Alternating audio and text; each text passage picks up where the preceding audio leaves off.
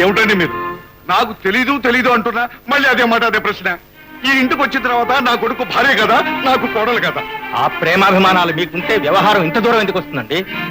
కోరుకుని మీ ఇంటికి కాపురానికి వచ్చిన పిల్ల మీకు తెలియకుండా ఏమైపోతుందండి? అదే నాకు తెలియక ఏడుస్తున్నాను.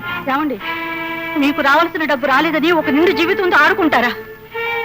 మమ్మల్ని మేము తాకట్టు పెట్టుకునైనా సరే మీకు కావాల్సింది ఇస్తాం, కానీ మా అమ్మాయి జీవితం నాశనం చేయకండి. అబ్బా ఏమిటమ్మా నువ్వు కూడాను?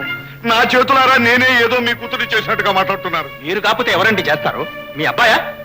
అతని మాట కాదనలేక పెళ్లి జరిపించినట్టే జరిపించారు. ఇప్పుడేదో కుట్ర పని మా అమ్మాయిని మాయం చేశారు. ఇదిగో ఆదిశేషయ్య గారు, నా బిడ్డకేమైనా అన్యాయం జరిగిందో? బాబు ఎక్కడా కనబడలేదండి. డాడీ, పోలీస్ ఫోన్ నంబర్ ఎంత డాడీ? 100. ఎందుకురా? నువ్వే లక్ష్మిని ఏదో చేసావని రిపోర్ట్ చేయడానికి. నేనే లక్ష్మి ఏదో చేశాను రిపోర్ట్ ఇస్తావా? అయ్యా తమకు రిజిస్టర్డ్ లెటర్. అబ్బా ఈ ఏడుపులో ఆడిపోయేమిటయ్యా? అదేమిటి? చిల్లర భీమశంకరం BA LLB లీడర్ గారి నుంచి. ఆయన గారి దగ్గర నుంచా? ఎవరికి? విశాఖపట్నం వాస్తవ్యులు లేటు అంకెల వెంకటశేషయ్య గారి కుమారుడు ఆదిశేషయ్యకు. నీకే? నాకా? ఎవరిచ్చారయ్యా? అంకెల మురళీమోహన్ గారి భార్య శ్రీమతి లక్ష్మీదేవి, చిన్న కోడల గారు. అవును మీ అమ్మాయి.